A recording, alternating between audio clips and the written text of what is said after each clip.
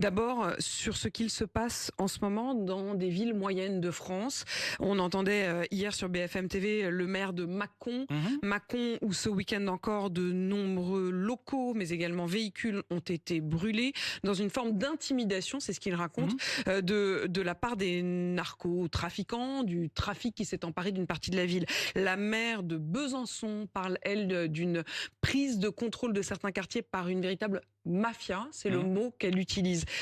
Quelle est la réalité de ces territoires aujourd'hui, Alain Boer, et est-ce que la réponse, notamment le fait d'envoyer la CRS 8 de ci, de là, est à la hauteur et surtout peut-être pérenne?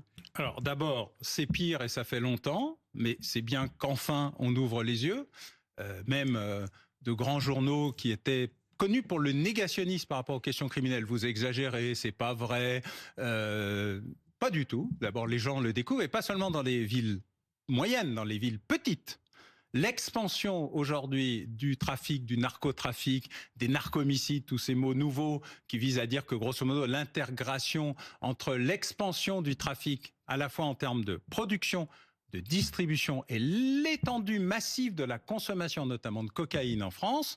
Plus d'1 million de consommateurs, ça a doublé en 2 ans. C'est ça. La responsabilité des consommateurs est considérable. Non, la responsabilité des consommateurs, c'est des malades. C'est-à-dire qu'il faut arrêter avec la pénalisation du consommateur. Le producteur est un criminel, le trafiquant est un criminel, le consommateur est un malade. Vous n'êtes pas du tout d'accord avec cette phrase, par exemple, d'Éric Dupond-Moretti, qui disait, pour culpabiliser celui qui fume notamment un joint, le joint a le goût du sang sur le trottoir. Ah ben, il a le droit de le dire, c'est de la com. Moi, je fais pas de la com, moi, je fais de la criminologie. C'est un métier particulier qui nécessite de faire un diagnostic à peu près cohérent et qui nécessite qu'on soit d'accord sur la nature du diagnostic, parce que si le patient est pas d'accord, ça ne sert à rien.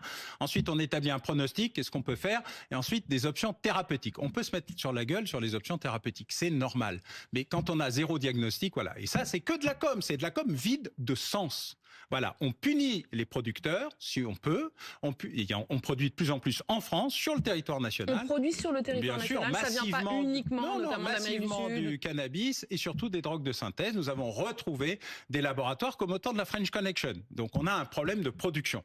On a un problème de distribution, y compris distribution sur Internet. Entre 2 pizzas et un burger, vous avez droit à votre petite dose de tout ce que vous voulez d'ailleurs, avec des tarifs, des incentives. Uber-Sheet, comme on dit. Uber-Sheet, absolument. Et puis vous avez un problème de consommateur. Depuis Claude Olivenstein, il y a 50 ans, on sait que le consommateur doit être traité comme quelqu'un qui est addicté, qui est donc malade et qu'il faut traiter comme un alcoolique, pour résumer, même si c'est un peu exagéré, mais c'est le fond de ma pensée. Et si on ne traite pas le consommateur comme un malade, on ne traitera jamais du problème du trafic.